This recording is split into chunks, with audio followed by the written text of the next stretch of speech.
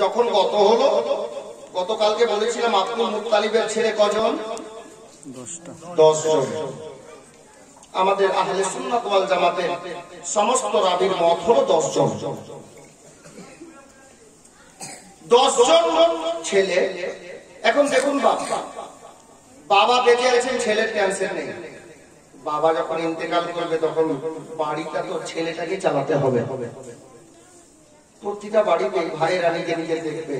আপনি একজন ছেলে, আপনার বিয়ে হয়ে যাওয়ার পর যদি আপনার বাবা ইন্তেকাল করে আর বড় ভাই, মেজো দাদা, আপনার সেজো দাদা, এনারা যদি আপনার সঙ্গে না থাকে তাহলে নিজের সংসার তো আপনাকে নিজেই মেনটেন করতে হবে। তাহলে সংসার মেনটেন করার জন্য একটা রাস্তার প্রয়োজন আছে।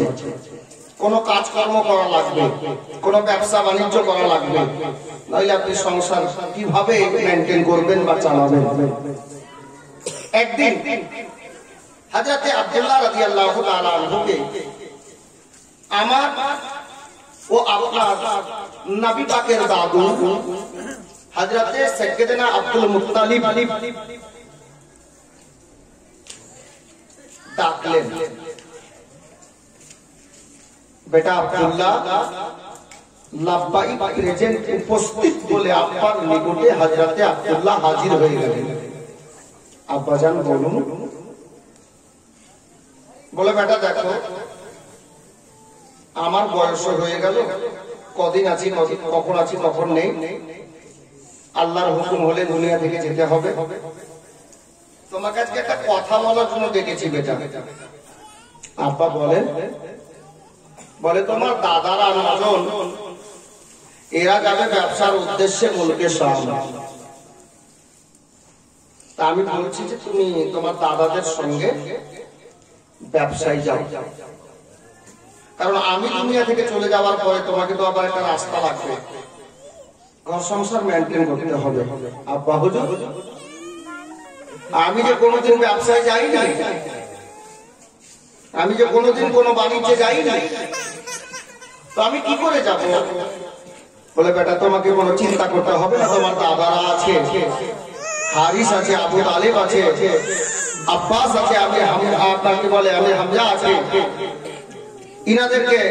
এদেরকে আমি বলে দেব, তোমাকে ব্যবসার লাইন ওরা নিজের সঙ্গে করে নিয়ে যাবে, আর তোমাকে ব্যবসার লাইন ঘাট সব দেখিয়ে দেবে, সাথে থাকবে, তুমি তোমার কোনো অসুবিধা হবে না। আল্লাহ আল্লাহ। আমার বাবারা, ভাইরা, মা বোনেরা, হযরতে আব্দুল্লাহ রাদিয়াল্লাহু তাআলা আনহু নিজের আব্বা জান হযরতে আব্দুল মুত্তালিবকে বললেন, আব্বা হুজুর, আপনার নির্দেশ যখন হচ্ছে আমি আব্দুল্লাহ তৈরি আছি, যাব।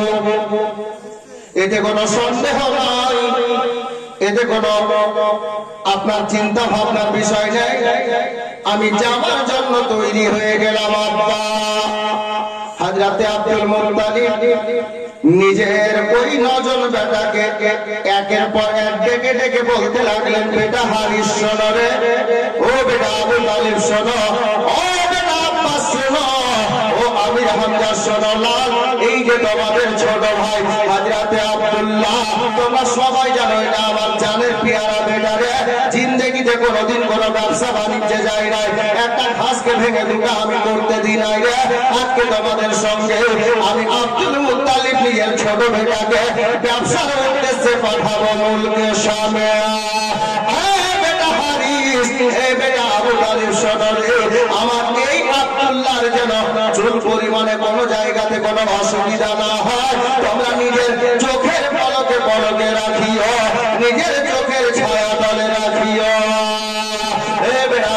হযরতে হারিস, হযরতে আবু তালিব, হযরতে আব্বাস, হযরতে আমির হামজা সমস্ত বেটা একের পর এক বলে দিলেন, আব্বা গো, আপনি আমাদের বাবা, আপনি আমাদের পিতা, আপনি বলে দিলেন কোনো অসুবিধা হবে না। আব্বা, আমার ছোট ভাইয়ের জন্য আমরা সবটা ভাই একেবারে মুহূর্তের মধ্যে তৈরি আছি, যখন যেটা দরকার পড়বে, প্রয়োজন হবে, আব্বা গো, আমরা প্রয়োজন হলে তার সঙ্গে আমরা সফর করব, প্রয়োজন হলে তার ব্যবসা কিভাবে চালাতে হবে আমরা নিজের হাতে করে তাকে দেখিয়ে দেব। কোনো চিন্তা করবেন না, কোনো দুঃখ নিবেন না আব্বা, আপনাকে ভাবনা করতে হবে না। আমরা আপনার বেটা হযরতে আব্দুল্লাহকে নিজের সাথী করে নিয়ে যাব এবং নিজের সাথী করে আমরা বাড়িতে আসব। ঠিক আছে বেটা, যাওয়ার একটা 3 তারিখ হয়ে গেল। হযরতে গেরামি আমার নবী পাকের চাচাগণ নিজের উটগুলোকে খাইয়ে দাইয়ে তৈরি করে নিয়েছেন। আর হযরতে আব্দুল মুত্তালিব আমার আব্দুল্লাহর জন্য একটা উটকে বাবা রেডি করালেন। হযরতে আব্দুল মুত্তালিবের নির্দেশ অনুযায়ী একটা করে 10 খানা উটকে সিরিয়াল ভাবে সারিবদ্ধ ভাবে লাইন ধরে বাবা দাঁড় করে দেওয়া হয়েছে। সবার আগে যে উটটা আছে ওটা হযরতে আব্দুল মুত্তালিবের বেটা বড় বেটা হযরতে হারিসের উট, দ্বিতীয় নম্বরে হযরতে আবু তালিবের উট, তৃতীয় নম্বরে হযরতে আমির হামজার উট। এই মতো করে 10টা উটকে সিরিয়াল ভাবে লাইন করে দাঁড় করে দেওয়া হয়েছে। ব্যাটিং পুত্র মালজাল সমস্ত বোঝাই করে দেওয়া হয়েছে। সবাই তৈরি হয়ে গেল। হযরতে আব্দুল মুত্তালিব নিজের ছোট বেটা আব্দুল্লাহকে আমার নবী পাকের আব্বা জানকে ডাক দিলেন, বেটা আব্দুল্লাহ, আব্বা বলুন গো। বলে, বেটা রে, তোমার দাদাদের উট তৈরি হয়ে গেছে বেটা, তোমার দাদাদের উট তৈরি হয়ে গেছে রে, তোমাকে যেতে হবে, এখনই বেরিয়ে যেতে হবে, তৈরি হয়ে তুমি বেরিয়ে এসো। আব্বা গো, ওনাদের উট তৈরি হয়েছে, আমি কিসে যাব? বলে, বেটা রে, তোমাদেরকে চিন্তা করতে হবে না, তোমার জন্য আমি তোমার পিতা উটের ব্যবস্থা করে তৈরি করে দাঁড় করিয়ে দিয়েছি। তুমি তৈরি হয়ে বেরিয়ে পড়ো, আর তোমাদের দাদার সঙ্গে তুমি উটের পিঠে বসে যাও, কাফেলা ছেড়ে দেওয়া হবে। কিন্তু আমার আব্দুল মুত্তালিব বাবা এই অবস্থাতে কি করলেন জানেন? বড় বেটা হযরতে গেরামি হারিসকে ডাকলেন, হারিস শোনো। জি আব্বা বলেন। আস্তে আস্তে করে কটা কথা বললেন বাবা। সেই কথাটা হলো এটা যে, বেটা হারিস রে, হযরতে ইয়াকুব নবীর ঘটনাটা আমার বারবার করে মনে পড়ছে রে বেটা। আব্বা সেটা কি? বলে, হযরতে ইয়াকুব নবীর ছোট বেটা, একটা বেটার নাম হযরতে ইউসুফ আলাইহিস সালাম। হযরতে ইউসুফকে সঙ্গে করে হযরতে ইউসুফের দাদারা নিয়ে গিয়েছিল মিশরে ব্যবসা করার জন্য। আল্লাহু আকবার কবীরা।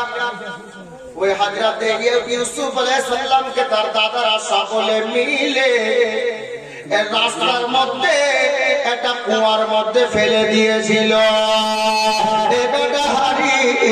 আমার জানের পেয়ারা বেটাকে তোদের সঙ্গে পাঠাচ্ছি রে, আমার আব্দুল্লাহ জীবনে কোনো জায়গাতে সফর করেনি রে, আমার আব্দুল্লাহ যেন কোনো ক্ষতি না হয়ে যায়, এই জন্য আবারও তোমাকে ডেকে আমি কথা বলছি। এই কথা বলে দিয়ে হযরতে আবু তালিবকে বললেন, হযরতে আমির হামজা আব্বাসকে বললেন, বাবা এইদিকে সমস্ত দাদারা ইনারা উটের পিঠে বসে গেছে। আমার আব্দুল মুত্তালিব হযরতে আব্দুল্লাহকে ডাক দিলেন, বেটা জলদি এসো, তোমার দাদাগণ বসে গেছে উটের পিঠে। বহু দূরের লম্বা সফর, মক্কা থেকে মুলকে শাম যেতে হবে। এই বেরাদার, যেটাকে বর্তমানে ফিলিস্তিন বা ইসরায়েল বলা হয়, আল্লাহু আকবার, মুলকে শাম যেতে হবে। ওই শাম দেশে ব্যবসার উদ্দেশ্যে আমার দয়ার নবীর আব্বাকে বাবা রওনা দিচ্ছেন। আল্লাহু আকবার। হযরতে আব্দুল্লাহ তৈরি হওয়ার পরে মা বলে রাখো, আমি প্রত্যেকটা দাদা ভাইকে বলবো অন্তরের কান লাগা। হযরতে মা বোনদেরকে বলবো আপনারা একটু অন্তরের কান 2-4 মিনিটের জন্য লাগান। মা স্বামী স্ত্রীর মহব্বত কাকে বলে এই জীবনের মধ্যে এই দুটা কথার মধ্যে পাওয়া যাবে। হযরত আব্দুল্লাহ তৈরি হয়ে যাওয়ার পরে আব্বা হুজুরকে বলছেন, আব্বা গো কি হলো রে বেটা? বলে আমি তো চলে যাব ব্যবসাতে, কিসমতে কি আছে তা তো জানি না আব্বা, তবে আমি শেষবারের মতো আমার জীবন সঙ্গিনী, আমার অর্ধাঙ্গিনী, আমার আমেনার সঙ্গে একবার দেখা করতে আসি। একবার বিবির সঙ্গে দেখা করিনি আব্বা, আমি তো চলে যাব সফরে, জানি না কি কপালে আছে। তারপর আমি বাড়ি থেকে বেরিয়ে যাব। আবার আব্দুল মুত্তালিব বললেন, বেটা রে যা আমেনার সঙ্গে দেখা কর, তোকে নির্দেশ দিলাম। আমার আব্দুল্লাহ বাবার নির্দেশ নিয়ে নিজের বাড়ির মধ্যে গেলেন। বাবা আমাদের নবীর জননী হযরতে আব্দুল্লাহর ওয়ার্ধাঙ্গিনী জীবন সঙ্গিনী হযরতে মা আমেনা রাদিয়াল্লাহু তাআলা আনহা নিজের ঘরের মধ্যে পর্দা অবস্থায় বসে আছে। স্বামীর ডাকে সাড়া কি করে দিতে হয় গো, একটু খেয়াল করেন মা। হযরতে আব্দুল্লাহ বাড়ির দরজার বাহির থেকে যেমনই আমেনা বলে ডাক দিয়েছেন গো, আমার মা আমেনা একই ডাকে সাড়া দিয়ে লাফাইক বলে দাঁড়িয়ে গেছে, হুজুর আমি ঘরে আছি, আমি ঘরে আছি হুজুর। হযরতে আব্দুল্লাহ ঘরের দরজায় গেলেন। আমার নবীর জননীকে হযরতে আব্দুল্লাহ আজ থেকে প্রায় 1.5-2 মাস আগে বাবা নিজের জীবন সঙ্গিনী করে বাড়িতে এনেছেন, অর্ধাঙ্গিনী বানিয়ে বাড়িতে এনেছেন। আমার আব্দুল্লাহ হযরতে আমেনাকে নিজের সিনাতে জড়িয়ে নিলে, আমেনা তোমাকে আমি জীবন সঙ্গিনী হিসাবে এনেছি নিজের বাড়িতে, তুমি আমার অর্ধাঙ্গিনী রে। ওরে আমেনা আজকে তোমার স্বামী আব্দুল্লাহ চলে যাচ্ছে মুলকে শাম ব্যবসার উদ্দেশ্যে। এ আমেনা, এ বিবি আমার, তোমার স্বামীকে তুমি বিদায় দাও রে, আজকে তোমার স্বামীকে বিদায় দাও, ওই ব্যবসার উদ্দেশ্যে মুলকে শামে রওনা দেবে। হযরতে আমেনা চোখের অশ্রু ঝরাচ্ছেন, আমেনার পেশানিতে চুমা দিয়ে, আমেনার কপালে চুমা দিয়ে হযরতে আব্দুল্লাহ বাড়ি থেকে ঘর থেকে যেমনই বেরোবেন বাবা, মা বোনেরা আমার মা আমেনা ঘরের দরজায় বাবা দাঁড়িয়ে গেছেন, আর স্বামী চলে যাচ্ছেন গো। আমেনা নিজের চোখের অশ্রু মোবারককে আল্লাহ আল্লাহ মতির দানার মতো ছাড়ছেন, আর আমেনার চোখের জলে বাবা সিনার কাপড় ভিজে যাচ্ছে। আমার হযরতে আব্দুল্লাহ আমেনাকে সালাম জানিয়ে বেরিয়ে যাচ্ছেন বাড়ি থেকে। আমার মা বোনেরা গো কি বলবো দুঃখের কাহিনী, আমার আব্দুল্লাহ নিজের বিবিকে এখন যে সালামটা দিলেন এটাই হলো জীবনের শেষ সালাম। আমেনার সঙ্গে আর আব্দুল্লাহর দেখা কোনোদিন হবে না, এটাই হচ্ছে জীবনের শেষ দেখা, এটাই জীবনের শেষ দেখা। বাবা আমার আব্দুল্লাহ সালাম দিয়ে আমেনাকে বাবা ফিরে গেলেন, গেটের দিকে চলে যাচ্ছেন, বাড়ির বাইরে যাবেন, উনি চলে যাবেন ব্যবসাতে, আর দেখা হবে না, আর জীবনে ফিরে মক্কাতে আমার আব্দুল্লাহ আসবেন না গো। হযরতে আমেনা রাদিয়াল্লাহু তাআলা আনহা দরজায় দাঁড়িয়ে দাঁড়িয়ে স্বামীর দিকে বাবা তাকিয়ে আছেন চাতক পাখির মতো। আমেনার অন্তর যেন ফেটে যাচ্ছে গো, আমেনার অন্তর চূর্ণ বিচূর্ণ হয়ে যাচ্ছে, জানি না কি আছে কপালে, স্বামী যে চলে গেল আর দেখা হবে কি না। তবে বাবারা ভাইয়েরা আমার আব্দুল্লাহ বেরোনোর সময় আমেনাকে একটা কথা বলে গিয়েছিলেন, আমেনা রে আমি তো চলে গেলাম রে বিবি, তবে তোমার পেটের মধ্যে যে রত্ন একটা ছেড়ে যাচ্ছি রে, তোমার পেটের মধ্যে একটা বাচ্চা আমি ছেড়ে গেলাম রে বিবি, আমি যদি খোদা না খাস্তা কিছু হয়ে যায় তবে তুমি নিজের খেয়াল রাখিও, পেটের মধ্যে যে রত্ন যে বাচ্চাটা আছে বাচ্চারও একটু খেয়াল রাখিও বিবি। এই কথা বলে আমার আব্দুল্লাহ বেরিয়ে গেলেন। আমার আমেনার বুকটা ফেটে যাচ্ছে, জানি না স্বামীর সঙ্গে আর দেখা হবে কিনা, আর ফিরে আসবে কিনা। আমেনা দরজায় দাঁড়িয়ে দাঁড়িয়ে চোখের পানি বাবা ফেলতেছে। আমার আব্দুল্লাহ বাড়ির বাইরে আসলেন, আব্বাকে সালাম করলেন। হযরতে আব্দুল মুত্তালিব বলছেন, বেটারে আজকে বহুদিন পূর্বে ইতিহাসের পাতাতে লেখা হযরতে ইয়াকুব আলাইহিস সালাম নিজের বেটাদেরকে মতো বিদায় করেছিলেন। হযরতে ইয়াকুবের সমস্ত ছেলে বাড়িতে ফিরে এসেছিল, কিন্তু একটা ছেলে ফিরে এসেছিল না, যেটা হযরতে ইয়াকুব আলাইহিস সালাম নিজের প্রিয় পাত্র হিসাবে ওই ছেলেটাকে বেশি ভালোবাসতেন, যিনার নাম কিতাবে হযরতে ইউসুফ আলাইহিস সালাম পাওয়া যায়। এ বেটা, আজকে তুমি আমার চোখ থেকে বিদায় নিচ্ছ, আমার কাছ থেকে চলে যাচ্ছ রে বেটা, আমার ভিতর যেন কেমন করছে রে লাল। তবে যাও বেটা যাও রে, আমি তোমার বাবা তোমাকে নির্দেশ দিলাম, তুমি যাও ব্যবসার উদ্দেশ্যে চলে যাও। এই করে হযরতে আব্দুল্লাহকে বাবা বিদায় দিলেন। হযরতে আব্দুল্লাহ আব্বাকে সালাম দিয়ে বাড়ি থেকে বেরিয়ে গেলেন। আর জীবনে আব্বার সঙ্গে দেখা হবে না। উটের পিঠে বসে গেলেন গো। আর যেমনই উটের পিঠে বসা, কাফেলা ছেড়ে দেওয়া হলো। কাফেলা আব্দুল মুত্তালিবের দরজা থেকে মুলকে শামের দিকে রওনা হয়ে গেল।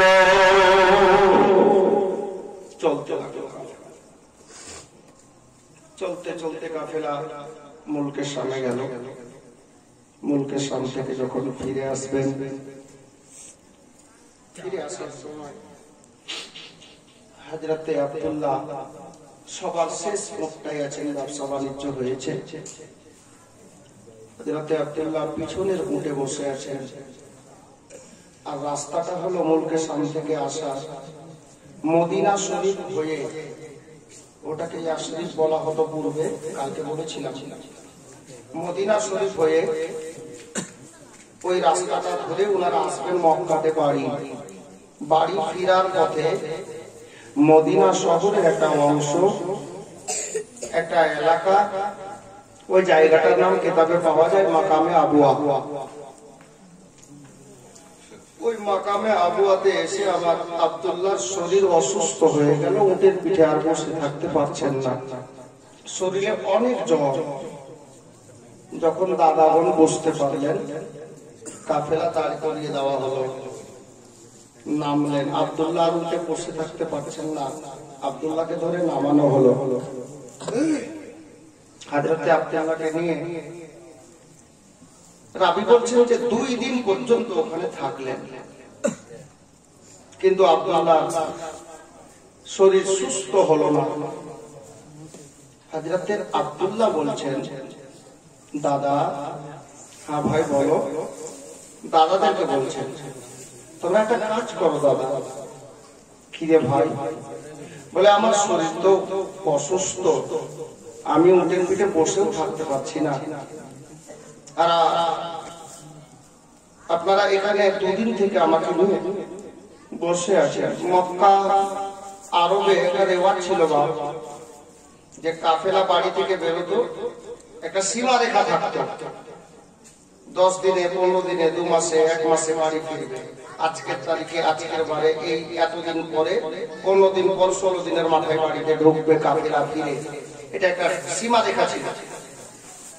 তো হযরতে আব্দুল্লাহ বলছেন, আমার আব্বা রাস্তা চেয়ে হয়তো বসে আছে, তোমরা একটা কাজ করো, আমাকে জ্বর হয়েছে হোক, তোমরা সবাই যাও, আল্লাহ আছে, আমার অসুখ আছে, আল্লাহ আছে। বলছে, না ভাই, তোমাকে ছেড়ে যদি আমরা চলে যাই তো আব্বাকে জবাব কি দেব? আব্বাকে কি জবাব বলবো যে আমার আব্দুল্লাহ কই? তখন আমরা কি বলবো? কথা তো ঠিকই। হযরতে আব্দুল্লাহ বললেন, দাদা আপনারা দেরি করিয়েন না, আমি আব্দুল্লাহ বলছি, আপনারা চলে যান গো দাদা। আর আমার আব্বা যাকে গিয়ে আমার অসুস্থতার খবরটা দিয়ে দিয়েন। আপনাদের সকলকে বলবো আপনারা চলে যান, আল্লাহ যদি হায়াতে রাখে দেখা হবে, আর নইলে কালকে আমাদের ময়দানে আবার দেখা হবে। অনেক বড় কথা বাবা। হযরত আব্দুল্লাহ এই কথা বলে তিনাদেরকে নির্দেশ দেওয়ার পরে সাথে সাথে একটা কথা আরো বললেন, দাদা গো, কিরে ভাই, বলে তোমরা যখন চলে যাবে দাদা, যাওয়ার সময়ে তোমরা তো নিজে নিজের উটগুলো নিয়ে যাবে, আর আমি আব্দুল্লাহ যাব না, আমি তো এখানে অসুস্থ অবস্থায় থাকলাম মাকামে আবুয়াতে। তবে একটা কাজ করিও দাদা, আমার যে উটখানা আছে, যার টাকা পয়সা মাল জাল যাহা কিছু আছে, আমার ওই উটটাকে আপনারা রেখে যে না সাথে করে মক্কাতে নিয়ে যান। আরে ভাই, উটটা নিয়ে গিয়ে কি করব? হযরত আব্দুল্লাহ বলছেন, দাদা আপনি যখন আপনার বাড়ির গেটে যাবেন, আপনার রুমের গেটে যাবেন, আপনার জন্য আপনার স্ত্রী অপেক্ষা করবে, আপনার ছেলে মেয়ে অপেক্ষা করবে। দাদা ওই দাদা যাবে, ওনার জন্য ওনার ছেলে মেয়ে অপেক্ষা করবে, ওনার জন্য ওনার আপনার কি বলে স্ত্রী অপেক্ষা করবে। ওগো দাদা যান, আপনাদের সকলের স্ত্রী আপনাদের অপেক্ষা করবে, আর সাথে সাথে আমার আপনার জীবন সঙ্গিনী, আমার বার্ধাঙ্গিনী হযরতে আমেনাও আমার রাস্তা যে আছে। দাদা গো, আপনারা যাবেন দাদা, আমার উটটাকে সাথে নিয়ে যান, আর আমার আমেনার কাছে এই সমস্ত আপনার কি বলে মালজাল যাহা কিছু আছে, এই সমস্ত কিছু নিয়ে গিয়ে আমেনার দরজাতে হাজির করে দিয়ে। এই কথা বলে হযরতে আব্দুল্লাহ বাবা দাদাদেরকে বিদায় করে দিলেন। হযরতে আব্দুল্লাহ মাকামে আবুয়াতে থেকে গেলেন। বাবারা, ভাইরা, মা বোনেরা, এইদিকে বাবা হযরতে আব্দুল মুত্তালিব যেই দিন বাড়িতে কাফেলা ঢোকার কথা, ছেলেদের কাফেলা চলে আসার কথা ব্যবসা থেকে, সেই দিন হযরতে আব্দুল মুত্তালিব বাড়ির দরজায় বসে বসে অপেক্ষা করছে আমাদের ছেলেদের কাফেলা চলে আসবে, হযরতে হারিস আসবে, আবু তালিব আসবে, হযরতে হামজা আসবে, আব্বাস আসবে, সাথে সাথে আমার জানের পিয়ারা, জানের লাডলা দুলারা বেটা হযরতে আব্দুল্লাহ আসবে। তারিখটা গত হলো, কিন্তু ছেলে বাড়ি এলো না, ছেলে তো এলো না, কোনোটা ছেলে এলো না। ভিতরটা কেমন হয়ে গেল। হযরতে আব্দুল মুত্তালিব বলছেন নিজের বৌমা আমেনাকে, আমেনা, আব্বা হুজুর বলেন বয়স 100+, বয়স হলো, লাঠি নিয়ে চলাফেরা করে, দূরের জিনিস কম দেখতে পান, যেহেতু বয়স হয়ে গেছে। হযরতে আব্দুল মুত্তালিব বললেন, বেটি আমেনা। আব্বা জান বলেন, বলে বেটির ব্যাপার কিছু বুঝে উঠতে পারা যায় না। কি ব্যাপার আব্বা? বলে আমাদের ছেলেদের কাফেলা, আমার ছেলেদের কাফেলা বাড়িতে আসার সময় একদিন পেরিয়ে গেল, এখনো কেন আসে না? আরে কোনো দুর্ঘটনা তো ঘটে যায়নি রে। বলে আব্বা আল্লাহ বেশি জানেন। আব্দুল মুত্তালিব বললেন, ও বেটি আমেনা, চলো আমাকে একটু নিয়ে তুমি ঘরের ছাদে চলো রে, একটু ঘরের ছাদে যাই, একটু উঁচু জায়গাতে যাই রে, আর দেখি আমার ছেলেদের কাফেলা যে রাস্তা দিয়ে আসার কথা, একটু দূরে তাকিয়ে দেখতো রে বেটি, কোন কাফেলা আসছে কিনা, আমার ভিতর যে কেমন ছটফট ছটফট করছে রে বেটি। এই বলে বাবা শ্বশুর আব্বাকে সাথে করে ছাদের উপরে আমার মা আমেনা গেলেন। হযরতে আমেনাকে হযরতে আব্দুল মুত্তালিব বলছেন, ও বেটি আমেনা, একটু দেখো এই রাস্তার দিকে, যে রাস্তাটা মদিনা থেকে এসে মক্কাতে ঢুকেছে, ওই রাস্তার দিকে বাবা। হযরতে আমেনাকে বলা হলো, বেটি রে, সামনের দিকে একটু তাকিয়ে দেখবে মা, কোন কাফেলা দেখতে পাওয়া যায় কিনা। এ বেরাদার, দেখতে দেখতে হঠাৎ করে হযরতে আব্দুল মুত্তালিবকে আমেনা বলছেন, আব্বা গো, কি হলো রে বেটি? বলে আব্বা একটা কাফেলা দেখতে পাওয়া যাচ্ছে। আব্বা পাহাড়ের আড়াল থেকে বেরিয়ে মক্কা নগরীর দিকে চলে আসছে। হযরত আব্দুল মুত্তালিব বললেন, বেটি রে একটু লক্ষ্য করে দেখ উট কটা আসলো। বলে, আব্বা একটা উট এসেছে। আমার আব্দুল মুত্তালিব জ্ঞানী গুণী মানুষ, কুরাইশ বংশের সর্দার কাবার মুতাওয়াল্লি বললেন, বেটি একটু তাকিয়ে দেখ তোরে ওই উটের উপরে কোন সওয়ারি বসে আছে কিনা, কোন প্যাসেঞ্জার বসে আছে কিনা। আমেনা লক্ষ্য করে তাকিয়ে দেখলেন একটা উটের পিঠে একটা লোক বসে আছে, তবে লোকটাকে চিনতে পারা যায় না।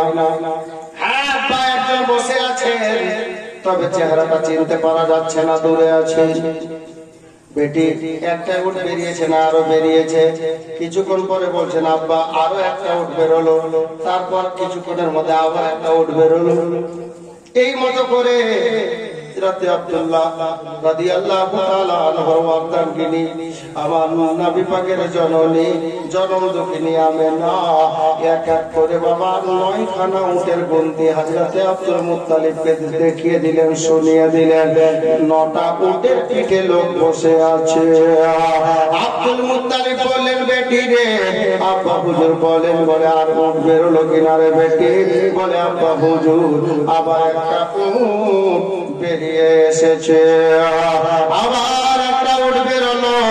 আমার আব্দুল মুত্তালিব বললেন, বেটি রে ওটা উটের দিকে একটু লক্ষ্য করে তাকারে মা, ওই উটের পিঠে কোনো প্যাসেঞ্জার আছে কিনা, ওই উটের পিঠে সওয়ারি বসে আছে কিনা। আমেনা ভালোভাবে লক্ষ্য করে দেখলেন গো, 9টা পিঠে 9টা উটের পিঠে বাবা লোক বসে আছে। শেষে যে উটটা আছে ওই উটের পিঠে কোনো প্যাসেঞ্জার দেখতে পাওয়া গেল না। আব্বা ওই উটের পিঠ খালি আছে, ওখানে কোনো প্যাসেঞ্জার নেই।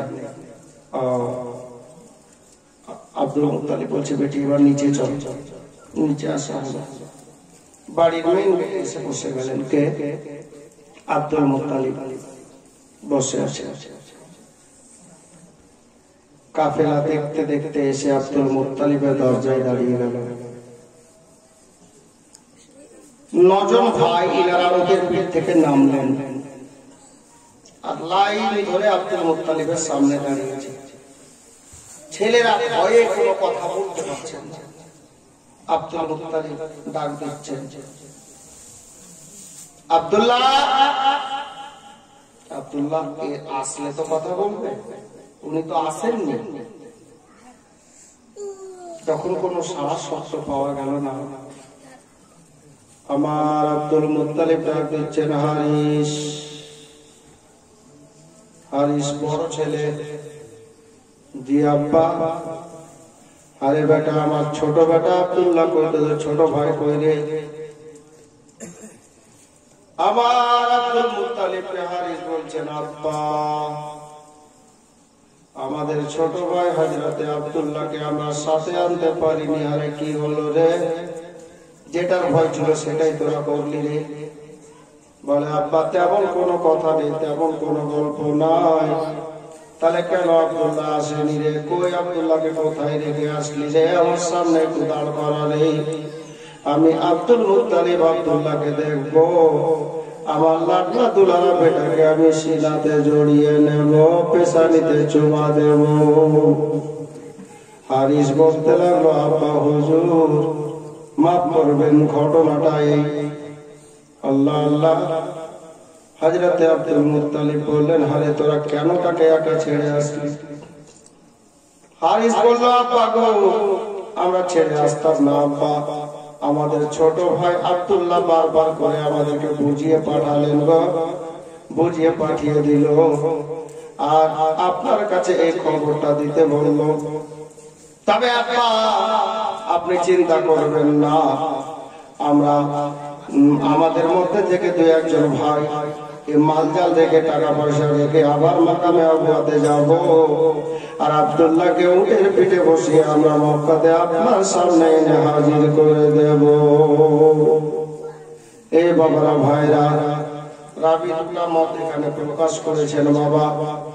কেউ বলে যে হযরতে আব্দুল মুত্তালিব নিজের বেটাদেরকে আব্দুল্লাহকে আনতে পাঠালেন, আর কেউ বলেন না আমার আমেনাকে সাথে করে হযরতে আব্দুল মুত্তালিব বয়স্ক মানুষ হাতে লাঠি নিয়ে আব্দুল্লাহকে আনার জন্য নিজেই বাবা মাকামে আবুয়াতে হাজির হয়েছিলেন।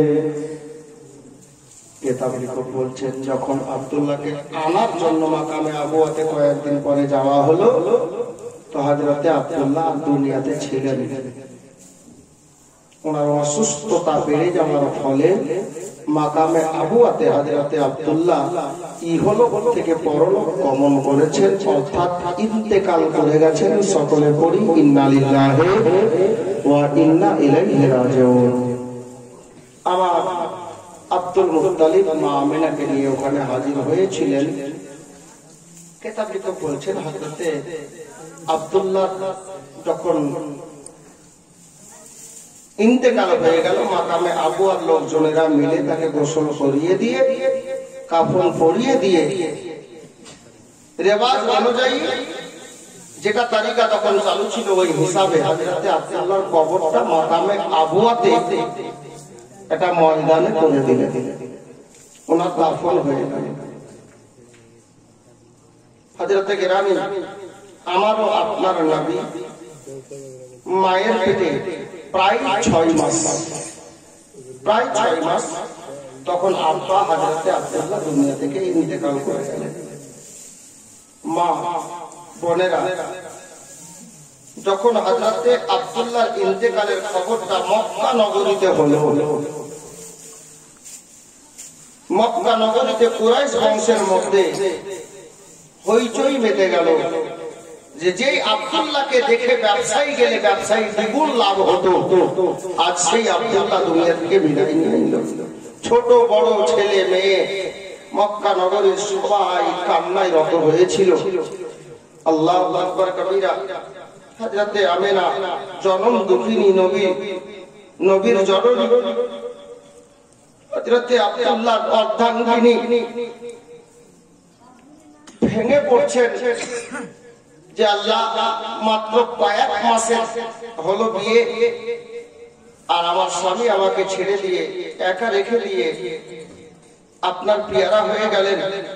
আমিনার ক্রন্দনে আমিনার কান্নায় কুরাইশ বংশের মেয়েরা ওনারাও কাঁদছিলেন, ছেলেরাও কাঁদছিলেন। হযরতে আব্দুল মুত্তালিবের মতো শ্বশুর দুনিয়াতে দ্বিতীয় পাওয়া যাবে কিনা সন্দেহ। হযরতে আব্দুল মুত্তালিব নিজের বউ মা আমিনাকে ডাক দিলেন, বেটি আমিনা তুমি কাঁদিও না মা। আরে আমার আব্দুল্লাহ চলে গেলে কি হবে, আমি তো তোমার শ্বশুর এখন জিন্দা আছি, বেঁচে আছি। তুমি এটা ভাবিও না যে তোমার কে দেখাশোনা করবে। আল্লাহ যতদিন আমাকে বাঁচিয়ে রেখেছেন চুল পরিমাণে আমি আব্দুল মুত্তালিব ওয়াদা করছি তোমার কোনো কষ্ট দুঃখ হতে আমি দেব না। হায়রে শ্বশুর আর হায়রে মা। আমার আব্দুল মুত্তালিব হযরতে আমিনাকে সান্ত্বনা দিয়ে নিজের তত্ত্বাবধানে রাখলেন। মা বোনেরা স্বামীর ইন্তেকালের পর আমিনা নিজের শ্বশুর বাড়িতে শ্বশুরের তত্ত্বাবধানে নিজের জিন্দেগি যাপন করতে লাগলেন। এখন আমার নবী মা আমিনার গর্ভে প্রায় 6 মাসে। আল্লাহু আকবার। এই মতো করে দিন কাটতে লাগলো। কিন্তু হযরতে আমিনাও জানেন যে আমার পেটের মধ্যে বাচ্চা আছে। কুরাইশ বংশের মধ্যে অনেক মেয়েরাই জেনে গেছে যে হযরতে আমিনার পেটে একটা বাচ্চা আছে। কিন্তু মা আমিনা এবং সাথে সাথে মক্কা নগরীর কুরাইশ গোত্রের মেয়েরা অবাক হয়ে যেত। আমাদেরও মা বোন আছে, মা বোনদের পেটে যখন বাচ্চা থাকে তো ওই গর্ভবতী মেয়েটাকে মাকে বোনকে দেখে লোক বুঝতে পেরে যায়, এক মেয়েকে দেখে অপর মেয়ে বুঝতে পেরে যায় যে এই মেয়েটার পেটে বাচ্চা আছে আকৃতি দেখে। তো হযরতে আমিনা এবং হযরতে আমিনার পেটে যে বাচ্চা আছে, আমিনা বলছেন আমি নিজেই কোনোদিন বুঝতে পারতাম না যে আমি একজন বাচ্চার মা হতে চলেছি। মক্কার মেয়েরাও চিন্তা করতো যে আমিনাকে দেখে তো মনে হয় না যে পেটে বাচ্চা আসে, সবাই বলে আমিনা গর্ভবতী। আল্লাহ আল্লাহ। বেরাদার বাবারা ভাইরা মা বোনেরা এর মতো করে দিন গত হতে লাগলো। কিছুটা দিন গত হওয়ার পরে আপনি দেখেন আমার নবী পাকের জিন্দা মজেজা মায়ের পেটে থাকাকালীন আজকে যদি শুধু এই ওয়াকিয়াগুলো বলি বাবা নবী পাকের ওয়ালাদাত অর্থাৎ জন্মটা আজকেও বলা যাবে না যদি ধারাবাহিক বলি, কিন্তু তবু আমি চেষ্টা করব কমপক্ষে নবী পাকের জন্মটা আজকে বয়ান করার। একটু শুনেন বাবা। হযরত আব্দুল্লাহ রাদিয়াল্লাহু তাআলা ইন্তেকাল হয়ে গেছে। শ্বশুরের তত্ত্বাবধানে বৌমা আমেনা নিজের জিন্দেগি অতিবাহিত করছেন বাবা। একদিনের ঘটনা, হযরত আমেনা বাড়িতে চলাফেরা করেন। আমেনার শাশুড়ি আম্মা, আমেনার শাশুড়ি মা, কিনার নাম কালকে বলেছিলাম ফাতেমা, নিজের স্বামীকে অর্থাৎ আপনার কুরাইশ বংশের সরদারকে আমেনার শ্বশুর মহাশয়কে হযরত আব্দুল মুত্তালিবকে বাবা একদিন ডাক দিচ্ছেন। আমার আব্দুল মুত্তালিব যেমন বাড়ির দরজায় পা রেখেছেন, ওনার স্ত্রী সাহেবা অর্থাৎ হযরত ফাতেমা নবী পাকের দাদি জান নিজের স্বামীকে ডাক দিলেন, হুজুর একটা কথা শুনেন। তো কুরাইশ বংশের সরদার লোককে যেমন যেমন লোককে বাবা সরদার সমাজের লোক বাঁধে না, একটু চতুর চালাক যারা হয় তাদেরকে বাঁধে, জ্ঞান গরিমা বুদ্ধি যাদের বেশি তাদেরকে সরদার বানায়। কারণ বিচারে 5 রকম 5টা কথা বলতে হয়, আসল বিচার ফয়সালা করতে হয়। হযরত আব্দুল মুত্তালিবকে যখন দিনার স্ত্রী সাহেবা নিজের স্ত্রী ডাক দিলেন, হুজুর দুটো কথা বলতে চাই। হযরত আব্দুল মুত্তালিব বললেন, বিবি রে কি বলবি বল, আমি শুনি।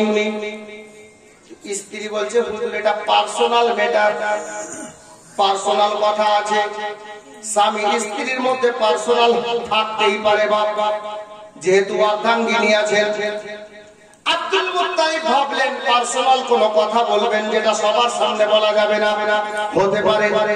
হযরত আব্দুল মুত্তালিব বললেন, বিবি তাহলে বল কোথায় বলবি? বলে, হুজুর একটু ঘরে চলেন, আড়ালে চলেন, আমি বলবো আপনি শুনবেন, আপনি বলবেন আমি শুনবো, অন্য কাউকে কথা আমি শুনতে দেব না। এই বলে আব্দুল মুত্তালিবকে একটা নির্জন জায়গাতে ঘরের মধ্যে গেলেন বাবা। হযরত আপনার কি বলে আব্দুল মুত্তালিবকে তিনার জীবন সঙ্গিনী ফাতেমা উনি বলতে লাগলেন, হুজুর কথা হলো এই। কি কথা? বলে, আপনি তো সবই জানেন গো হুজুর, যে মক্কা নগরীতে যদি কোনো মেয়ের স্বামী ইন্তেকাল করে, মা বোনেরা কদিন আগে আপনারা ওই পাড়াতে শুনেছেন, এই জীবনের কিছু অংশ বলেছিলাম, আজকে শুনেন, মনে রাখেন, কাজে আসবে। হযরত আমেনা একজন বিধবা নারী বটে। ফাতেমা বলছেন, হুজুর গো আপনি তো জানেন। কি জানি রে? বলে, আমাদের মক্কাতে, এই মক্কা নগরীতে একটা রেওয়াজ আছে। কি? বলে যে মেয়েটার স্বামী ইন্তেকাল করে যায়, সে বিধবা হয়ে যায়, রানী হয়ে যায়, আর স্বামী ইন্তেকালের পরে ওই বিধবা নারীটা নতুন সাজে সজ্জিতা হতে পারবে না, নতুন জামা কাপড় পরতে পারবে না, আর নিজের শরীরে আতর খুশবু লাগাতে পারবে না। দেখুন, একটা মেয়ের সাজা গুজার হুকুম আছে একমাত্র তার স্বামীর জন্য। যাই যাই যেমন মন তেমন করে সাজতে পারে, স্বামীকে খুশি করার জন্য।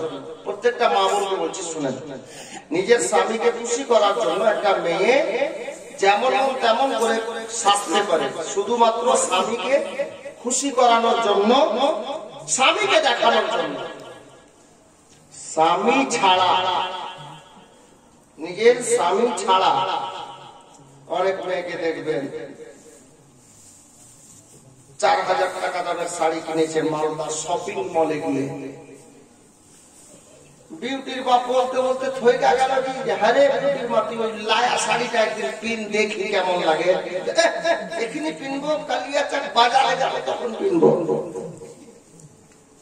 গ্রাম্য ভাষা বলছি বাপ, শুনতে একটু খারাপ লাগবে, কিছু মা বোন এরকম আছে। জি, আপনার 4000 টাকা দামের শাড়ি দেখার হক যদি কাহারু থাকে একমাত্র আপনার স্বামী।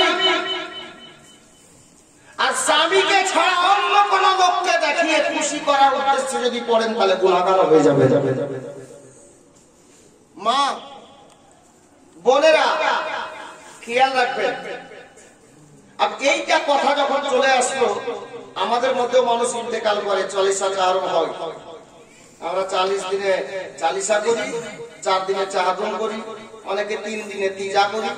ভালো কথা করেন, স্বভাবের কাজ আছে, এটা নেকির কাজ আছে, একে সাদকায়ে জারিয়া বলা হয়েছে।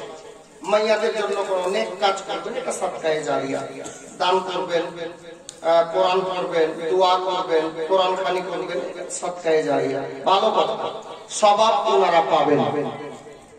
খুব করেন প্রত্যেক দিন নিজের মায়ের বাপের নামে, স্ত্রী মারা গেছে স্ত্রীর নামে, ছেলে মারা গেছে ছেলের নামে, দাদা মারা গেছে দাদার নামে, সবার নামে কোরআন পড়েন আপনি। ভালো কাজ, নেকির কাজ।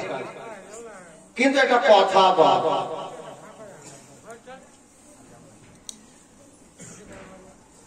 এই বসেন তো, ওখানে বসেন, ঠিক আছে বসেন, ভালো লাগছে বসছেন, ভালো লাগছে দেখতে, বসেন। কালকে আপনারা দুজন এখানে বসলেন, আরো ভালো লাগবে। আজকে যখন বসে গেছেন বসে থাকে। যাই হোক, তো এই 40 সাথে আমরা কি করি, চাহরোটা কি করি? আচ্ছা, যে মেয়েটার স্বামী ইন্তেকাল করলো, এটা মেয়ের স্বামী ইন্তেকাল করলো, তো আমরা কি করছি জানেন? 4 দিনে যখন পড়াই, কোরআন শরীফ পড়াই, কোরআন খানি করি, যাকে কোরআন খানি বলি আমরা, তো ওই চাচতো ভাই, পাড়ার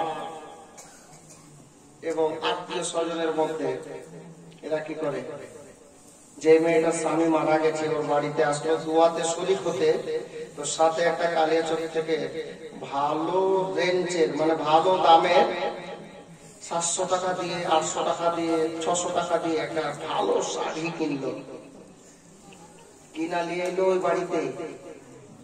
নিয়ে আসার পরে কি করছে জানেন? যে মেয়েটার স্বামী মারা গেছে তাকে বলছে তুই এটা পড়। হাজি, যে মেয়েটার স্বামী মারা 4 দিন হলো, ওই মেয়েটাকে নতুন শাড়ি পরতে বলছেন কি করে? ওর মধ্যে তো একটা শোক আছে, ও তো দুঃখে আছে, ওনার স্বামীটাই চলে গেল, সোহাগ চলে গেল। আপনি কি করে ওকে শাড়ি পরতে বলছেন, নতুন শাড়ি? আপনি ওই মেয়েটা মনের দুঃখে বলছে ভাবছি পড়বো না, এটা রাখো, পড়বো না, পরে দেখা যাবে। তো ফের কত বড় মুফতির বেটা, মুফতি ভেবেছে না গে আজকাল পড়তে হয়, পড় না, আজকাল পড়তে হয়। আরে ভাই কোথায় পাইলেন আজকাল পড়তে হয়? এটা আজকে নয়, 1400 বছর আগে মক্কাতে রেওয়াজ ছিল। এখন তো জানি না বাবা কি আছে, গেলাম দেখলাম বটে, কিন্তু ওগুলো তো বলতে পারবো না যে এখন কি রেওয়াজটা আছে ওখানে অতটা। তো একটা কথা মনে পড়ে গেল, কদিন আগে বুঝলেন, আমাকে কোন এক ছেলে কোন জালসাই বলছিলেন, জানেন এখন ওদের মধ্যেকার কিছু লোক এরকম ফাতুয়া দিচ্ছে, বলছে নামাজে আপনি নামাজ পড়লে, ফরজ নামাজ হোক, সুন্নত নামাজ হোক, নফল নামাজ হোক, নামাজে আপনার তাসাউদ পড়লেন, দোয়া দরুদ শরীফ পড়লেন, দোয়া মাসুরা পড়লেন, ডান দিকে আসসালামু আলাইকুম ওয়া রাহমাতুল্লাহ, বাস নামাজ গেল। আর বাম দিকেও সালাম ফিরবে না জি, দোয়া তো করছে না, ডান দিকে সালাম ফিরালো, বাম দিকে সালাম ফিরালো, নামাজ হয়ে গেল। হারে ভাই তুই কোথা থেকে বললি? তুই হয়তো বই দেখাচ্ছিস তোদের কোথাও, আমি প্র্যাকটিক্যাল দেখে এসে বলছি, প্র্যাকটিক্যাল দেখে এসে বলছি। এরা এখানে বলছে এক আর ওখানে হচ্ছে এক, এখানে বলছে চুমা না যায়, চুমা হারাম। ওদেরকেই দেখছি যে নবী পাকের রওজা মুবারকের জালিতে ঠোঁট লাগিয়ে চুমছে, জোরে বলুন সুবহানাল্লাহ। এখানে বলছে না যায় আর হারাম, চলো ওখানে। এখানে দরুদ পড়লে ব্যথা উঠে, মসজিদে নববীতে রওজা মুবারকের নূরি জালিতে নবীর প্রতি সালাতুস সালাম লেখা আছে, জোরে বলুন সুবহানাল্লাহ। মাজারে চাদর যাওয়া যাবে না, বুদ্ধুর বেটা বুদ্ধু দেখেছিস? জিনার জন্য সারা কায়নাত সৃষ্টি সেই নবীর রওজাতে সবুজ রঙের চাদর এখনো চাপানো আছে। বই থেকে না, ডাইরেক্ট দেখা কথা বলছি। হ্যাঁ, বই থেকে না। চাদর মোবারকের রংটা দুটো আছে, একটাই চাদর কিন্তু চাদরের রং দুটো আছে। হালকা এই মতো পিঙ্ক, হালকা, এবং সাথে সবুজ মিশ্রিত বিশাল আকারে একটা চাদর আছে। দিনে কোনদিন যদি যান মদিনা শরীফে কারো ভাগ্যে জুটে, তো আমি দেখারও একটা রুলস বলে দিচ্ছি, শুনেন। দিনের বেলায় আপনি লক্ষ্য করবেন তো হালকা সবুজটা দেখাবে, ভালোভাবে বুঝতে পারবেন না। যদি চাদর কি রঙের আছে, চাদরে কলমা লেখা আছে, কোথাও নবীর প্রতি দরুদ লেখা আছে, ভিতরে তো ঢুকতে পাবেন না, দিবে না ঢুকতে, আপনাকে বাহির থেকে জিয়ারত করতে হবে। তাহলে ভালোভাবে বোঝার জন্য আপনাকে রাত্রি বেলায় হাজির দিতে হবে।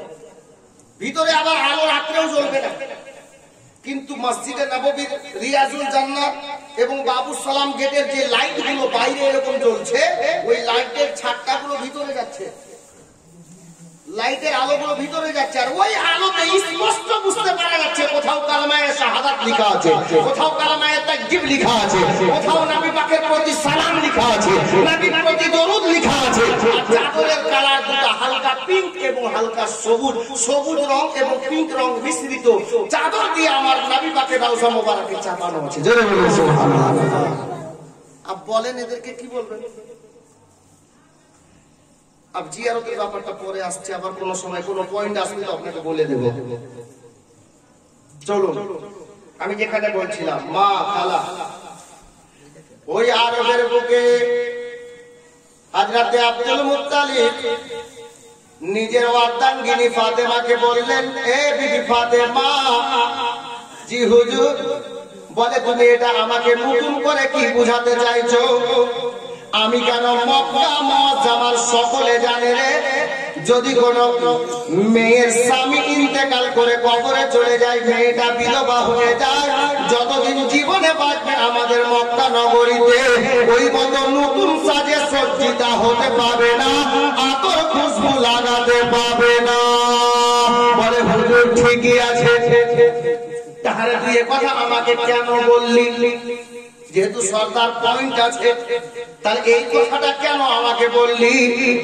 হযরতে আব্দুল মুত্তালিবকে তিনার জীবন সঙ্গিনী ফাতেমা বললেন, ওগো হুজুর, আমাদের লাডলা দুলারা বেটা হযরতে আব্দুল্লাহ ইন্তেকাল করে গেছেন, তিনার স্ত্রী আমাদের বৌমা হযরতে আমিনা যে বিধবা হয়ে গেছে, আরে বিবি হয়ে গেছে রে। বলে, তুমি বলতে কি চাইছো? বলে, হুজুর গো, আমাদের বৌমা আমিনাকে নতুন জামা কাপড় তো পরতে আমি দেখি না, তবে একটা জিনিস বুঝতে পারি হুজুর, আমিনা বাড়িতে চলাফেরা করে, স্বামীর ইন্তেকালের পরেও আমিনা নিজের শরীরে আতর খুশবু লাগায়। স্বামীর ইন্তেকালের পরেও আতর খুশবু লাগায়। হুজুর, আপনি তো এই মক্কায় কোরাইশ বংশের সর্দার, আপনি দুনিয়ার বিচার করে বেড়াচ্ছেন, আর আপনারই বাড়িতে আপনার ছেলে ইন্তেকাল করেছে আর আপনার বৌমা বিধবা মেয়ে, যে রুলসটা মক্কাতে নেই, ও যদি ওটা করে তাহলে লোকে বলবে কি?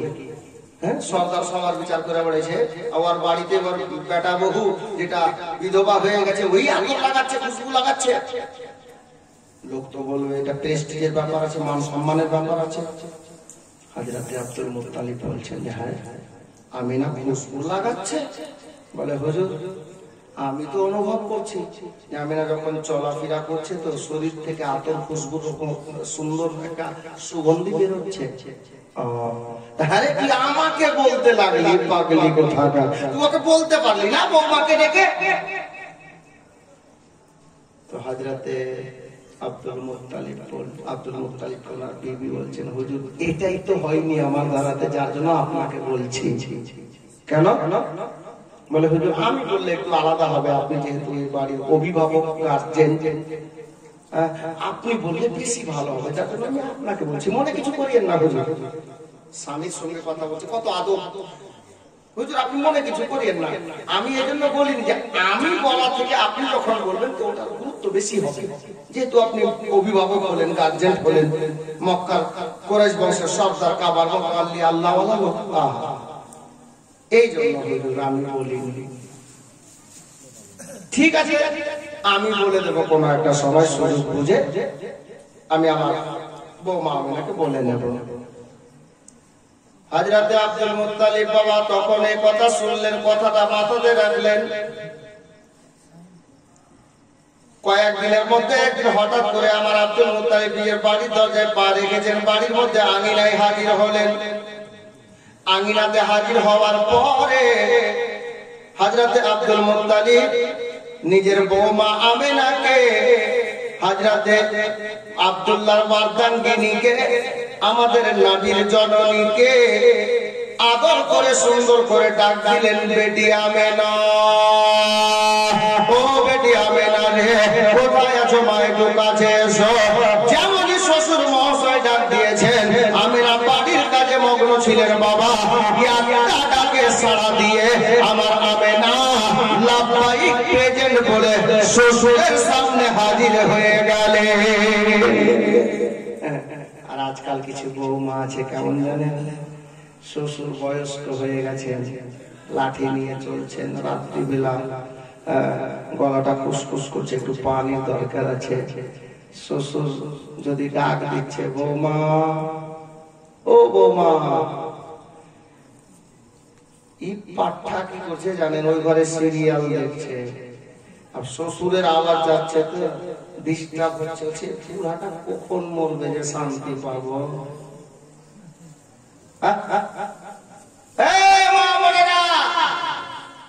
হযরতে আমিনার কাছে শিখুন, শ্বশুর একটা ডাক দিয়েছেন তো বাড়ির কাজ করছিলেন, যে কাজ করছিলেন, কেতাবিতে বলছেন যা কাজ কাম করছিলেন, কাজ কাম ছেড়ে দিয়ে একই ডাকে প্রেজেন্ট উপস্থিত বলে হযরতে আব্দুল মুত্তালিবের সামনে হাজির হয়ে গেছেন আমেনা। আব্বা কিছু বলবেন? বেটি আমেনা আসলে, জি হুজুর আমি চলে এসেছি, বলেন আব্বা কি বলবেন? পানি লাগবে, খাবার লাগবে, উযু করবেন, পানি দেব? বলে না বেটি কিছু লাগবে না, একটা কথা বলার জন্য তোমাকে ডাক দিলাম। আব্বা বলে কিছু অর্ডার থাকলে আপনি বলেন, আমি আমেনা তৈরি আছি। আহা, এরকম বৌমা যদি কোনো বাড়িতে এক একটা হয়ে যায়, কসম খোদার ওই বাড়িতে আল্লাহর রহমত বর্ষিত হবে। হ্যাঁ এ মা, আমিনার জীবনীকে একটু নিজের সিরাতে জায়গা দেন, তাহলে দেখবেন যে শ্বশুর শাশুড়ির সঙ্গে ওই বৌমার কোনোদিন ঝগড়া ঝামেলা হবে না, আল্লাহর রহমত হবে আপনার বাড়িতে, বেশি বরকত দেবেন আল্লাহ পাক আপনার বাড়িতে। আমার আমেনা বললেন, আব্বা হুজুর কি বলবেন বলেন, আমি তৈরি আছি, শুনবো, যা অর্ডার হবে আমি করবো। হযরতে আব্দুল মুত্তালিব বললেন, বেটি কোনো অর্ডার নয়, একটা বোঝাপড়ার কথা আছে। কি কথা গো আব্বা? বলে বেটি রে, তুমি কি এই কথা জানো না রে মা? কি কথা আব্বা? বলে মক্কা নগরীতে আমাদের যে রেওয়াজটা চলে আসছে রে বেটি, যে যদি কোনো মেয়ের স্বামী ইন্তেকাল করে, ওই মেয়েটা নতুন সাজে সজ্জিদা হতে পাবে না, আতর খুশবু লাগাতে পাবে না। আমিনা বললেন, আব্বা এটা আমার ভালো করে জানা আছে, আমি এটা ভালো করে জানি। বলে বেটি তুমি জানো, তাহলে করো কি করে? জানো তো কি করে করো? বলে আব্বা বুঝলাম না। হযরতে আব্দুল মুত্তালিব বললেন, বেটি রে, তুমি তো তোমার স্বামী ইন্তেকালের পরে নতুন জামা কাপড় পরো নাই, নতুন সাজে সজ্জিতা হও নাই, তবে বেটি আমেনা তুমি স্বামীর ইন্তেকালের পরে নিজের শরীরে আতর খুশবু কি করে লাগাও? হযরতে আমেনা বলেন, আব্বা হুজুর আল্লাহর কসম করে বলি, খোদার কসম করে বলি, আমি আমার স্বামীর ইন্তেকালের পরে নতুন জামা কাপড় তো পরি নাই, সাথে আল্লাহর কসম করে বলি আব্বা গো, আমার স্বামীর ইন্তেকালের পরে আমি চুল পরিমাণে নিজের শরীরে আতর খুশবু লাগাইনি। আমেনা বলছেন, আব্বা আমি আল্লাহর কসম করে বলছি আতর কোনোদিন লাগাইনি স্বামীর ইন্তেকালের পরে, চুল পরিমাণে একটু লাগাইনি।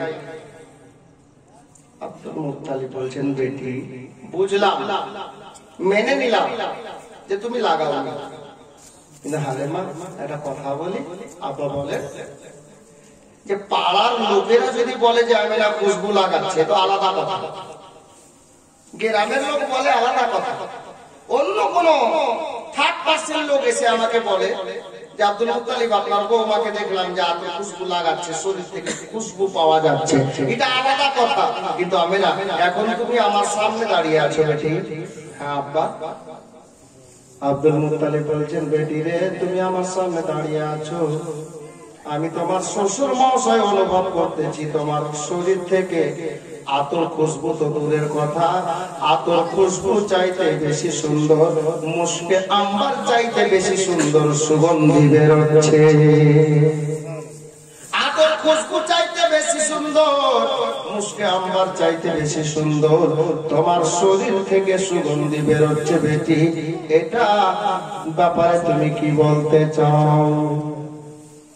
হযরতে আমেনা শ্বশুরের সামনে দাঁড়িয়ে বললেন, আব্বা হুজুর, আর আমি গোপন রাখলাম না, আপনাকে বলে দিই আব্বা, কারণ আপনাকে না বললে আপনি যদি দুঃখ পেয়ে যান, আপনি হলেন বাবা তুল্য লোক, আমার স্বামীর আব্বা মানে আমার আব্বা, আপনি বাবার মতো, আপনার মনে দুঃখ হলে আমার খোদা কষ্ট পাবেন।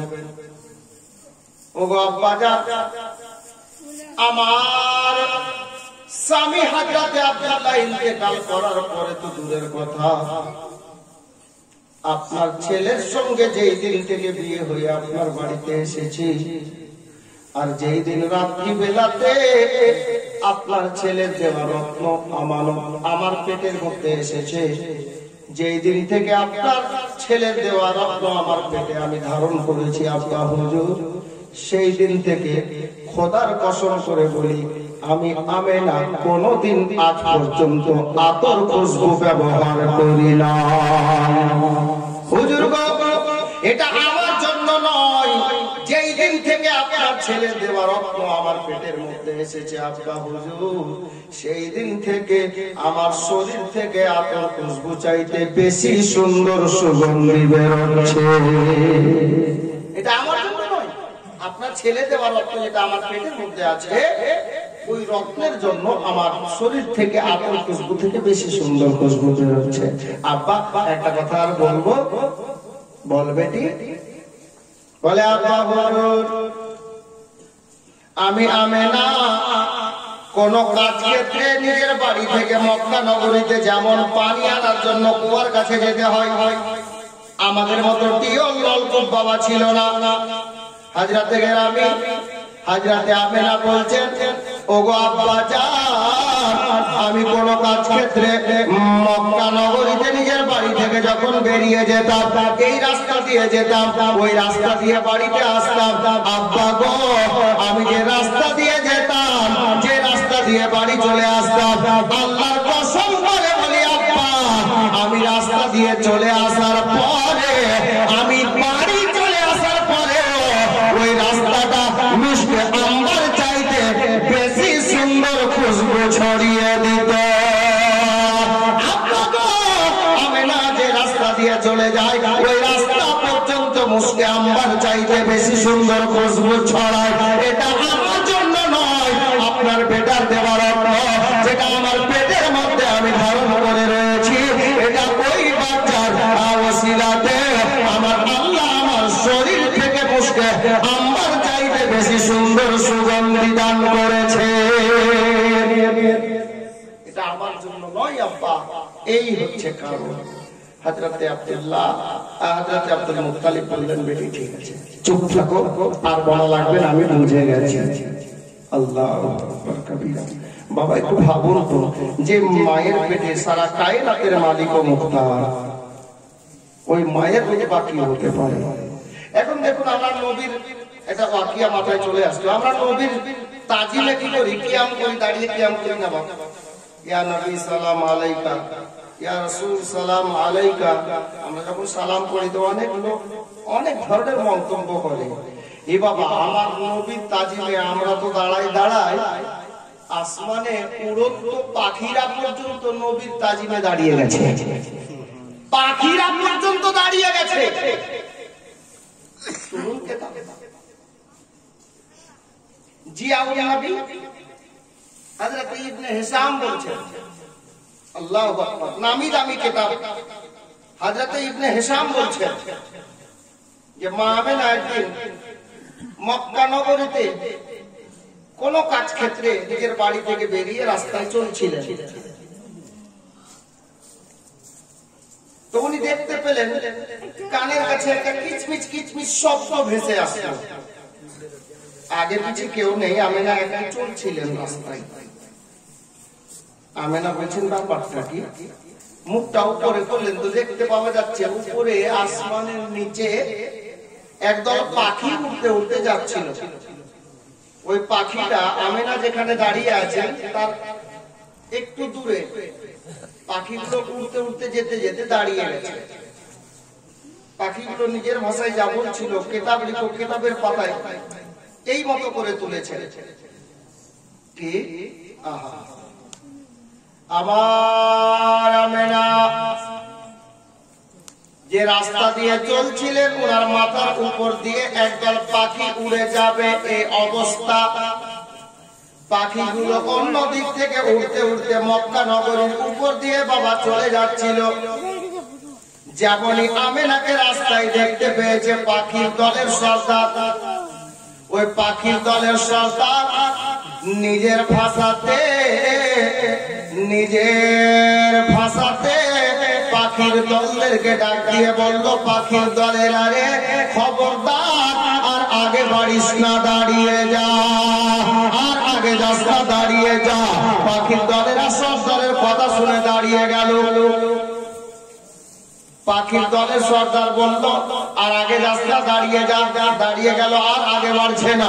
তবে প্রশ্ন দাঁড়িয়ে যাবে সর্দারের কাছে, ওগো আমার সর্দার, আপনি বললেন আগে আর বাড়বো না, কেন বাড়বো না একটু বলেন। পাখির দলের সর্দার বলল, পাখির দলের আরে তোরা বর্তমানে কোন জায়গায় উঠতেছিস এটা কি খেয়াল আছে? বলে হুজুর ভালো করে জানি, এটা মক্কা শহর। বলে মক্কা শহরে উড়ার সময় তোদের এটা কি খেয়াল থাকে? বলে কি হুজুর? বলে তোমরা যেটা দেখে এই মক্কা শহরে আল্লাহর পবিত্র কাবা ঘর আছে। বলে জি। বলে কাবা ঘরের উপর দিয়ে কোনোদিন উড়েছিস? বলে না। কেন? বলে আদবের জন্য। ওটা আল্লাহর সর্বশ্রেষ্ঠ ঘর, পৃথিবীর মধ্যে যত মসজিদ আছে সমস্ত মসজিদ থেকে অতি উত্তম ঘর হলো কাবা ঘর।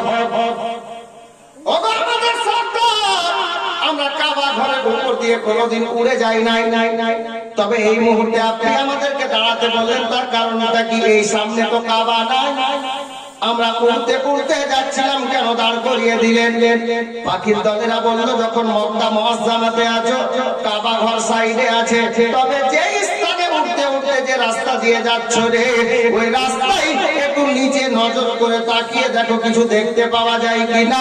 আল্লাহ আল্লাহ, ওই পাখির দলেরা নিচে যেমনই নজর করলো, দেখতে পাওয়া গেল মক্কা নগরীর একটা রাস্তার উপর দিয়ে ওরা উড়তে উড়তে যাচ্ছিল। ওরা বলল, ওগো হুজুর, ওগো আমাদের সর্দার, আমরা দেখতে পেলাম নিচে মক্কা নগরীর একটা রাস্তা আছে, ওই রাস্তা দিয়ে পথিকেরা চলে, আর আমরা ওই রাস্তার উপর দিয়ে উড়ে যাচ্ছিলাম। পাখির দলের সর্দার বলল, রাস্তার কথা নয় রে, একটু রাস্তার দিকে লক্ষ্য করে তাকা দেখি কিছু দেখতে পাওয়া যায় কিনা। পাখির দলেরা তাকালো, দেখতে একটা জিনিস পেল। তারপরে পাখির দল বলছে, তোরা কিছু দেখতে পেলি রে? বলে হ্যাঁ দেখতে পেলাম সর্দার জি। বলে কি দেখতে পেলি? বলে যে রাস্তা দিয়ে উঠতে উঠতে আমরা রাস্তাটাকে অতিক্রম করতেই যাচ্ছিলাম, রাস্তাটাকে পারাপার করতে যাচ্ছিলাম, ওই রাস্তার মাঝে একটা আল্লাহর বান্দি দাঁড়িয়ে আছে, একটা মা ওই রাস্তার মাঝে দাঁড়িয়ে রয়েছে। পাখির দলের সর্দার ওই পাখির দলদেরকে ডেকে বললো পাখির দলেরা ওই মেয়েটা যে দাঁড়িয়ে আছে তাকে কি তোরা চিনিস রে? বলে না হুজুর, তাকে আমরা চিনি না। বলে মেয়েটার বাড়ি হলো মক্কাতে, স্বামীর নাম আব্দুল্লাহ আর মেয়েটার নাম হলো আমেনা, বাড়ি মক্কা নগরীতে কুরাইশ বংশের মধ্যে। পাখির দলেরা ওই মেয়েটার নাম জানিস তোরা? ওই মেয়েটার নাম হলো আমেনা। যে হুজুর জানলাম। তাহলে কি ব্যাপার আছে? আমেনা দাঁড়িয়ে আছে, অসুবিধা কি হলো? বলে আমেনার জন্য নয় রে, ওই আমেনাকে ভালো করে দেখে নে। তোরা আল্লাহর পবিত্র কাবা ঘরের উপর দিয়ে যেমন উড়ে যাস না, আমার আল্লাহ ওই কাবা ঘরকেও তৈরি না করতেন না রে। যদি আমার শেষ নবীকে, আখেরি পয়গম্বরকে আমার আল্লাহ যদি না তৈরি করতেন। পাখির দলেরা যেই নবীর জন্য আল্লাহ কাবা ঘরকেও বানিয়েছেন, তোমাকে বানিয়েছেন, আমাকে বানিয়েছেন, কুল 18,000 মাখলুকাতকে বানিয়েছেন, ওই নবী আজকে ওই আমেনার পেটের মধ্যে বিরাজমান আছে। পাখির দলেরা যদি আমেনার মাথার উপর দিয়ে উড়ে চলে যাচ্ছে, তাহলে নবীর উপর দিয়ে উড়ে যাওয়া হবে। আর এটা আমাদের জন্য একেবারে চরম বেয়াদবি হয়ে যাবে। আর নবীর সাথে যারা বেয়াদবি করবে তাদেরকে আল্লাহ পাওয়া যাবে না। আর নবী ছাড়া আল্লাহ পাবি না রে দিওয়ানা, নবী ছাড়া আল্লাহ পাবি না। আল্লাহ বলেন কোরআন পাকে, যে জন পেতে চাও আমাকে, বলেন একবার সুবহানাল্লাহ। আল্লাহ বলেন কোরআন পাকে, যে জন পেতে চাও আমাকে, ধরো গিয়ে নবীর দামান খানা রে দিওয়ানা, নবী ছাড়া আল্লাহ পাবি না, নবী ছাড়া আল্লাহ পাবি না রে দিওয়ানা, নবী ছাড়া আল্লাহ পাবি না। একটি রাসূল শায়ের বলছেন, আল্লাহ আল্লাহ, জিবরিল বলেন নবীর দ্বারে দেখলাম কত পয়গম্বরে। জিবরিল ফেরেশতাদের সর্দার, আদম থেকে নিয়ে ঈসা পর্যন্ত সমস্ত নবীদের নিকটে ওহী নিয়ে, আল্লাহর পয়গাম নিয়ে জিবরিল আসতেন। জিবরিল সমস্ত নবীগণকে দেখেছেন, যার জন্য হযরত জিবরিল আমার নবী পাকের দরবারে গিয়ে আরজ করছিলেন আর বলছিলেন কি, জিবরিল বলেন নবীর দ্বারে দেখলাম কত পয়গম্বরে, তোমার মতো দেখতে পেলাম না রে দিওয়ানা, নবী ছাড়া আল্লাহ পাবি না, নবী ছাড়া আল্লাহ পাবি না রে দিওয়ানা, নবী ছাড়া আল্লাহ পাবি না। আরে আমার নবী নূরালা নূর, আদম পয়গম্বরের হুজুর, জাতির পিতা আল্লাহু আকবার, আদি পিতা আদম আলাইহিস সালাম, আমার নবী আদম নবীও নবী। যার জন্য শায়ের বলছেন, আমার নবী নূরালা নূর, আদম পয়গম্বরের হুজুর, নাই বা মানুক নজদীক আমিনা রে দিওয়ানা, নবী ছাড়া আল্লাহ পাবি না, নবী ছাড়া আল্লাহ পাবি না রে দিওয়ানা, নবী ছাড়া আল্লাহ পাবি না। না বলাতে একটা লোক 100 টাকা দিয়েছেন, আর এদিকে আর কেউ হয়তো 200 টাকা পাঠিয়েছে।